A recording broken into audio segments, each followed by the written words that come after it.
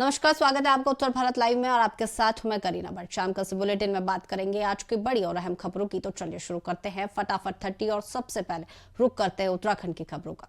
रामनगर में जुलूस के बाद तनाव। हनुमान जयंती जुलूस के दौरान अफरा तफरी मच गई। पुलिस ने मौके पर पहुंचकर हालात काबू किए। पूरे इलाके में अलर्ट जारी। रामनगर में फायरिंग से सनसनी। युवक के साथ मारपीट और हवाई फायरिंग का मामला सामने आया। पुलिस ने केस दर्ज कर आरोपियों की तलाश शुरू कर दी। हरिद्वार में ई रिक्शा पर बड़ी कार्रवाई। डीएम के निर्देश पर अभियान चलाकर 50 ई रिक्शा सीज किए गए। बिना सत्यापन और बारकोड वाले वाहनों पर सख्ती जारी रहेगी। हनुमान जयंती पर उमड़ा जनसैलाब। प्रदेश भर के मंदिरों में भारी भीड़ रही। कई जगह शोभ यात्रा और भंडारे हुए। ट्रैफिक डायवर्जन भी लागू किया गया। पहाड़ों में मौसम का बड़ा बदलाव। उत्तरकाशी, चमोली, पिथौरागढ़ में बारिश और बर्फबारी के आसार। मैदानी इलाकों में भी मौसम करवट ले रहा है।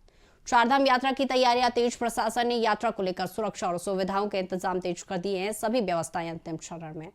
बद्रीनाथ धाम में नए सख्त नियम लागू। भागवत कथा के लिए अनुमति जरूर की गई। धाम क्षेत्र में मास्क लाने पर पूरी तरह प्रतिबंध लगाया गया।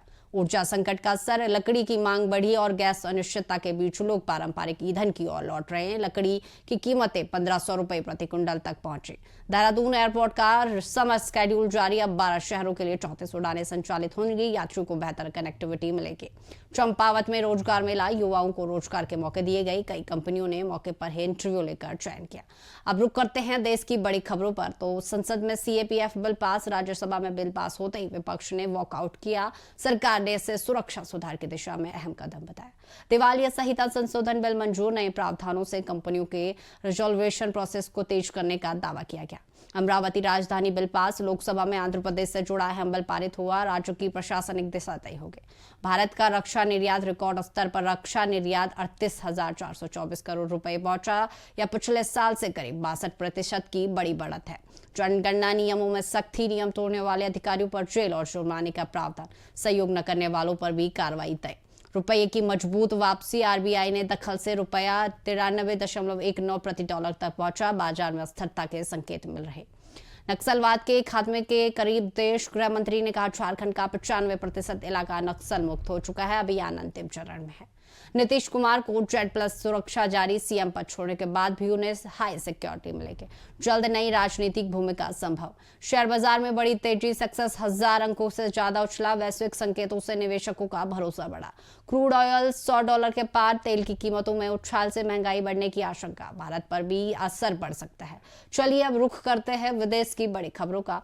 ईरान इजरायल तनाव गहराया। मध्य पूर्व में हालात तनावपूर्ण बने हुए हैं। वैश्विक स्तर पर चिंता बढ़ी। कूटनीतिक प्रयास जारी। इंडोनेशिया में 7.4 तीव्रता का भूकंप। तेज झटकों से दहशत फैली। शुरुआती नुकसान के बाद सुनामी अलर्ट हटा दिया गया। अमेरिका में नागरिकता विवाद सुप्रीम कोर्ट पहुंचा। जन्मसिद्ध नागरिकता को लेकर बड़ा कानूनी मामला सामने आया है। वैश्विक बाजारों में उतार चढ़ाव। मिडल ईस्ट तनाव का असर दुनिया भर के बाजारों पर दिख रहा है। ऊर्जा संकट गहराने की आशंका। तेल की बढ़ती कीमतों से कई देशों की अर्थव्यवस्था पर दबाव बढ़ सकता है। अब चलिए रुक करते हैं टेक, बिजनेस और अन्य अहम खबरों का। इलेक्ट्रॉनिक कार मार्केट में हलचल। विनफास्ट 15 अप्रैल को भारत में नई इलेक्ट्रॉनिक एमपीवी लॉन्च करेगी। बुकिंग पहले से ही शुरू हो चुकी है। नथिंग बनाएगी एआई स्मार्ट ग्लासेस। कंपनी 2027 तक नया इनोवेटिव प्रोडक्ट लॉन्च कर सकती है। टेक वर्ल्ड में हलचल तेज। कोल गैसीकरण में निवेश बढ़ाने की तैयारी। सरकार ऊर्जा क्षेत्र को मजबूत करने के लिए विदेशी निवेश आकर्षित करने पर काम कर रही है।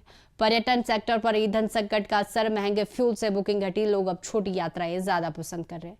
देश भर में त्योहारों की धूम। हनुमान जयंती पर भक्ति और उत्साह का माहौल। मंदिरों और शहरों में विशेष आयोजन हुए।